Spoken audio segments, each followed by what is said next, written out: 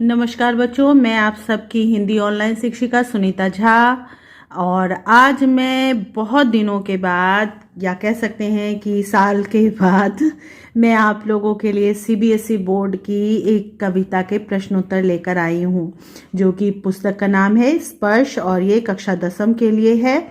बच्चों, कुछ कारणवश मैं बहुत दिनों से वीडियो बना ही नहीं रही थी, और जब मैंने वीडियो बनाना शुरू किया है तो मुझे ज़रूर याद आया है कि आप लोगों के भी बोर्ड के परीक्षा हैं, और इसलिए मैं इस पाठ के प्रश्नोत्तर आप लोगों के लिए बना रही हूँ।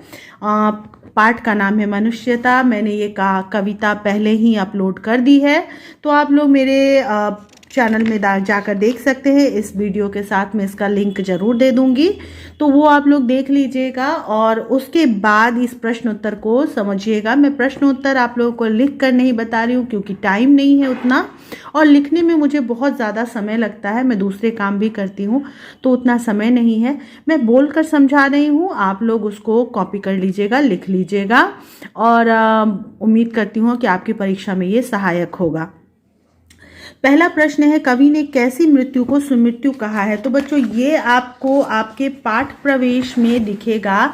कवि ने कैसी मृत्यु को सुमृत्यु कहा है, ये देखिए यहाँ पे लिखा हुआ है कि कवि कहता है उन मनुष्य को ही महान मानेगा जिसमें अपने और अपनों के हित चिंतन से कहीं पहले और सर्वोपरि दूसरों का हित चिंतन हो। कहने का मतलब अपने बारे में या अपने परिवार के बारे में सोचने से पहले वो दूसरों के बारे में सोचेगा, दूसरों के भले के बारे में सोचेगा, और उसमें यह गुण हो जिसके कारण कोई मनुष्य इस मृत्यु लोक से गमन कर जाने के बाद भी युगों तक औरों की याद में बना रह जाए। यानी मरने के बाद भी, मृत्यु लोक से गमन के बाद यानी मरने के बाद भी अगर युगों युगों तक लोग उसको याद करें, उसके अच्छे गुणों को याद करें, तो वही मृत्यु सुमृत्यु कहलाती है। यानी लोगों के यादों में जिंदा रहना ही सुमृत्यु कहलाता है। ठीक है। उदार व्यक्ति की पहचान कैसे हो सकती है? कवि कहते हैं कि उदार वही व्यक्ति है जो अखंड आत्मभाव से, यानी बिना किसी टुकड़े के या बिना किसी भेदभाव के, आत्मीयता के भाव के साथ पूरे संसार को प्रेम करता है, पूरे संसार के हित के बारे में सोचता है, परोपकार करता है, वही उदार व्यक्ति है। और जो ऐसा उदार व्यक्ति होता है, सरस्वती उसी का बखान करती है, उसी का वर्णन करती है, और पृथ्वी भी उसी के लिए कृतार्थ होती है, और उसी की कीर्ति, उसी का यश संसार में गुंजित होता है। तो ऐसे लोग को ही उदार माना गया है। कहने का अर्थ है कि जिसके मन में वसुधैव कुटुंबकम की भावना होती है, अर्थात जो बिना भेदभाव के, बिना किसी खंड, बिना किसी टुकड़े के सारे संसार को अपना मानता है और सब पर उपकार करता है, वही उदार माना जाता है। उसी को धरती भी अपना रक्षक मानती है, उसी के लिए कृतार्थ होती है, उसका उपकार मानती है, और सारे संसार उसका यश गाता है। कवि ने दधीचि, कर्ण आदि महान व्यक्तियों का उदाहरण देकर मनुष्यता के लिए क्या संदेश दिया है? कवि ने दधीचि, कर्ण आदि महान व्यक्तियों का उदाहरण देकर लोगों को संदेश दिया है कि जो नश्वर शरीर है उसकी रक्षा के लिए ये अनश्वर जीव, यानी जो खत्म होने वाला शरीर है, उसके लिए ये अजर अमर जीव आत्मा क्यों परेशान हो, उसकी रक्षा के लिए क्यों चिंता करे? वो अगर खत्म हो जाता है तो होने दे। यानी मानवता की रक्षा के लिए अगर रंतिदेव, दधीचि, कर्ण या क्षितिज के जैसे उनको प्राण भी त्यागना पड़े, तो उन्हें झिझकना नहीं चाहिए, तो उन्हें संकोच करना नहीं चाहिए। अगला प्रश्न है, कवि ने किन पंक्तियों में यह व्यक्त किया है कि हमें गर्व रहित जीवन व्यतीत करना चाहिए? कवि ने यहाँ बताया है कि रहो न भूल के भी मदांध तुच्छ वित्त में, मतलब मद में, यानी अपने गर्व में अंधे मत हो, क्योंकि तुम्हारे पास धन है, धन तो तुच्छ है, मामूली चीज है, वो आता है वो चला जाता है। अनाथ, यहाँ अपने आप को सनाथ मत जानो कि तुम्हारे पास बहुत पावर है, तुम्हारे आगे पीछे बहुत लोगों का आशीर्वाद है, पावरफुल लोगों का। ये मत सोचकर गर्व करो खुद में, क्योंकि यहाँ पर इस धरती पर कोई भी अनाथ नहीं है, सबके नाथ, सबके पालनहार त्रिलोकनाथ यानी भगवान हैं। तो इसीलिए तुम अपने आप को ये मत सोचो कि सिर्फ तुम ही ताकतवर हो, तुम ही धनवान हो। वो दयालु या दीन बंधु जो है उनके विशाल हाथ है और वो सबके भाग्य का निर्धारण करते हैं। तो अपने मन में ये गर्व मत रखो, गर्वहीन, विनीत और सहायक बनो। अगला प्रश्न है बच्चों, मनुष्य मात्र बंधु है से आप क्या समझते हैं, स्पष्ट कीजिए। इस पंक्ति के द्वारा कवि कहना चाहते हैं कि मनुष्य मात्र यानी कि संसार में जितने भी मनुष्य हैं सारे मनुष्य हमारे बंधु हैं, हमारे भाई हैं, हमारे परिवारजन हैं, क्योंकि सभी मनुष्यों को जन्म देने वाला उनका जन्मदाता एकमात्र अनंत स्वयं प्रभु भगवान त्रिलोकीनाथ हैं। इस नाते हम सब भाई बंधु हुए, अतः उन सब की रक्षा करना, उन सब को साथ लेकर आगे बढ़ना, उन सब के लिए सोचना, उनके हित में, उनके भले में सोचना ही हमारा कर्तव्य है एक मनुष्य होने के नाते। और यही मनुष्यता है कि मनुष्य मनुष्य की चिंता करे, उसके लिए अपने प्राण भी त्यागने पड़े तो संकोच ना करे।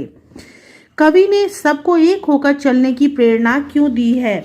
कवि ने सबको एक होकर चलने के लिए कहा है क्योंकि उनका मानना है कि जो दूसरों को तारता हुआ तरता है, यानी दूसरों को भवसागर से पार उतारते हुए पार उतरता है, यानी कि सांसारिक विपत्तियों से, मुसीबतों से निकालते हुए भी आगे बढ़ता है, वही असल में समर्थ है, यानी शक्तिशाली है, वही सक्षम है जो दूसरे को अपने साथ साथ ले करके आगे बढ़े, किसी को पीछे ना छोड़ दे। क्योंकि तभी हम सही मायने में आगे बढ़ते हैं जब पूरा समाज हमारे साथ साथ आगे बढ़ता है। जो विघ्न को ढकेलते हुए आगे चले, सबको साथ लेके आगे चले, वही समर्थ है, वही शक्तिशाली है। वो कहते हैं चूंकि हम सब बंधु हैं, हम सब एक ही पिता के पुत्र हैं, अतः हम सबको मैत्री भाव से आगे बढ़ना चाहिए, क्योंकि अकेले रहकर किसी का काम नहीं संवरता। सबको साथ की ज़रूरत है और साथ साथ चलने से मंजिल आसान हो जाती है। यहाँ प्रश्न किया गया है कि व्यक्ति को किस प्रकार का जीवन व्यतीत करना चाहिए, इस कविता के आधार पर लिखिए। तो बच्चों इसमें आप लिखेंगे कि कवि ने कविता में कहा है कि व्यक्ति को परोपकार भरा जीवन व्यतीत करना चाहिए, दूसरों के हित के बारे में सोचना चाहिए। जैसा कि यहाँ पाठ प्रवेश में दिया हुआ है कि कवि बताते हैं कि अपनों के लिए जीने मरने वाले मनुष्य को तो सब है, लेकिन जो दूसरों के लिए भी अपने प्राण देते हैं वही असल में मनुष्य हैं, वही मनुष्यता का भाव है, वही इंसानियत है। तो कवि का कहना है कि जो अपने साथ साथ अपने परिवार वालों के साथ साथ दूसरों पर भी प्रेम भाव रखता है, अखंड आत्मीयता का भाव रखता है, वही इंसान है। जीवन जीने का तरीका वही है कि दूसरे को हम सहायता करें, दूसरे को साथ लेकर आगे बढ़े, दूसरे का हित सोचें। मनुष्यता कवि के माध्यम से कवि हमें इंसानियत का संदेश देना चाहते हैं। कवि बताना चाहते हैं कि इंसान असल में वही इंसान है जो दूसरे इंसानों के लिए अपने प्राण भी त्यागने में संकोच ना करे। मनुष्यता उसे ही कहा जाता है कि जो आगे बढ़ने से पहले ये भी देखे कि कहीं कोई पीछे छूट तो नहीं गया, कहीं किसी को हमारी सहायता की आवश्यकता तो नहीं है। ये सब करते हुए जो गर्व को त्याग कर अपने भगवान को अपना पिता मानकर सारे संसार को अपना बंधु मान लेता है, वही इंसानियत है, वही मनुष्यता है। तो बच्चों ये सारे क्वेश्चन आंसर तो आपको समझ में आ गए होंगे, आप लिख लीजिएगा। अब अगला प्रश्न जो है ख यानी कि भाव स्पष्ट करने वाला, तो उसमें है सहानुभूति चाहिए, महाविभूति है यही, वह वशीकृता सदैव है बनी हुई स्वयं मही, विरुद्धवाद बुद्ध का दया प्रवाह में बहा, विनीत लोक वर्ग क्या नशा मने झुका रहा। और जब आप इन वाक्यों को लिखेंगे भाव स्पष्ट करने के लिए, तो आप इसमें पहले लिखेंगे कि प्रस्तुत वाक्य प्रस्तुत पंक्तियां हमारे पाठ्य पुस्तक के मनुष्यता कविता से ली गई है, और इस कविता में प्रस्तुत वाक्य के द्वारा कवि बताना चाहते हैं कि इंसानियत तो वही है जिसमें सहानुभूति हो। इंसानों के अंदर सहानुभूति होनी चाहिए, क्योंकि यही सबसे बड़ी पूंजी है इंसान की। जिस इंसान के अंदर प्रेम नहीं है, सहानुभूति नहीं है, दया नहीं है, उसके पास कुछ नहीं है, वो सबसे बड़ा गरीब है। क्योंकि सहानुभूति ही सबसे बड़ी पूंजी है हमारी। क्योंकि ऐसे ही लोगों के जिसके मन में दया है, प्रेम है, उन्हीं लोगों के वश में ये पूरी धरती होती है। वही मतलब धरती। विरुद्धवाद बुद्ध का दया प्रवाह में बहा। जिस प्रकार बुद्ध के जो विरोधी थे उनके दया के प्रवाह में बह गए और वे सब लोग बुद्ध के सामने झुक गए, उनके देवत्व के सामने, उनके प्रेम, उनके दया के भाव के आगे विनीत होकर पूरा लोक वर्ग, पूरा समाज वर्ग उनके सामने झुक गया। क्यों? क्योंकि उनके पास सहानुभूति थी। अगला प्रश्न है, रहो न भूल के कभी मदांध तुच्छ वित्त में, सनाथ जान आपको करो न गर्व चित्त में।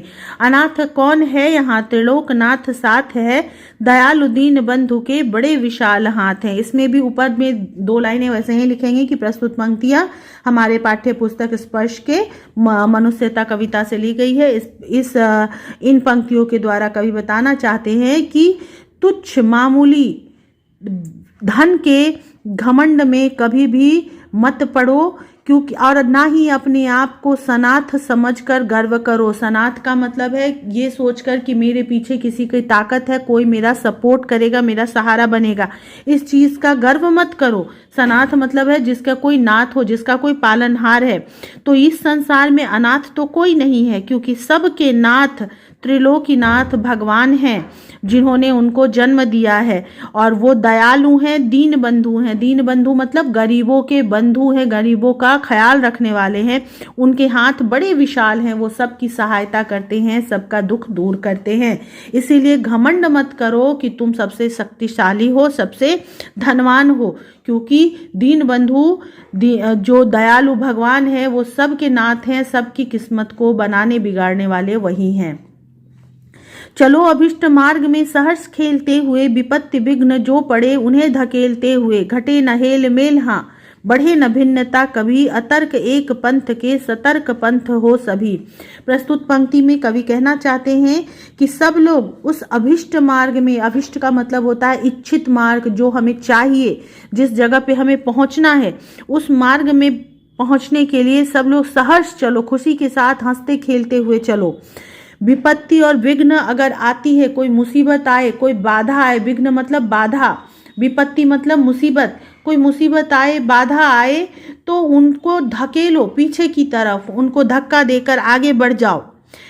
और इतना ध्यान रखना कि तुम आप जो भी समाज के साथ, जिसके साथ तुम आगे बढ़ रहे हो, उसके साथ तुम्हारा हेल मेल यानी प्रेम का भाव कभी घटे नहीं, और ना ही तुम लोगों के साथ तुम्हारी भिन्नता, अलगाववाद बढ़े। किसी से मतभेद ना हो, मन भेद ना हो, क्योंकि तुम सब अतर्क एक पंथ के सतर्क पंथ हो सभी। क्योंकि तुम सब जो हो बिना तर्क के यानी बिना सोचे समझे सबको उसी एक जगह पहुंचना है, अपने मंजिल पे पहुंचना है, भगवान के पास पहुंचना है, इंसान बनकर इंसान को जीना है और फिर मृत्यु तक पहुंचना है। तो वही हमारा एक पंथ है जिसके लिए कोई तर्क नहीं करना, सबका वही अभिष्ट है, वही इच्छित स्थान है। उसके लिए सतर्क होकर, सावधान होकर सब लोग एक ही पंथ पर, एक ही राह पर साथ साथ आगे बढ़ो, प्रेम के साथ, हेल मेल के साथ, बिना भेदभाव के। अर्थात इसको इस प्रकार लिखेंगे कि कवि इन पंक्तियों के द्वारा कहना चाहते हैं कि सबका एकमात्र मार्ग है जो कि निश्चित है और अभिष्ट है। तो उस मार्ग पर सबको बढ़ना है आगे, इस पूरे संसार को, सारी मानव जाति को आगे बढ़ना है। अतः सब लोग साथ मिलकर हेल मेल से, प्रेम से आगे बढ़ें और उस इच्छित मार्ग को, इच्छित स्थान को प्राप्त करें। मानव का मानव से कोई भेदभाव ना हो, भिन्नता ना हो। तो बच्चों, मुझे लगता है कि सारे प्रश्नोत्तर आप लोगों को समझ में आ गए होंगे। क्षमा कीजिएगा कि मैं लिख के नहीं दे पा रही हूँ इन प्रश्नों के उत्तर, और मुझे उम्मीद है कि आप लोगों को इससे भी सहायता हो जाएगी। तो फिलहाल इसी से काम चला लीजिए, और अगर आपको कोई शंका हो या संदेह हो तो आप मुझसे प्रश्न पूछ सकते हैं। मैं इस वीडियो के डिस्क्रिप्शन लिंक में अपना इंस्टाग्राम आईडी और फेसबुक आईडी दे दूंगी, जिससे आप डायरेक्ट कांटेक्ट कर सकते हैं मुझसे। किसी को ट्यूशन या किसी को कोई और जानकारी चाहिए हो तो हिंदी और संस्कृत मैं दोनों बताती हूँ, मुझसे आप कांटेक्ट कर लीजिएगा। तो फिलहाल बाय बाय, टेक केयर।